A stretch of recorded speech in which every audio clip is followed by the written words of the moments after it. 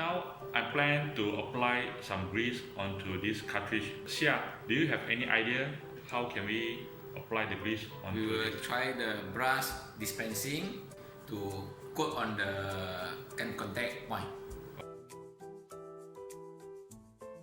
The silicone grease is high viscosity and it's very stickiness. We need to adjust the pressure properly to able to dispense out the material. This is the dispenser, this is saline with the material, this is the cartridge, this is the brush nozzle.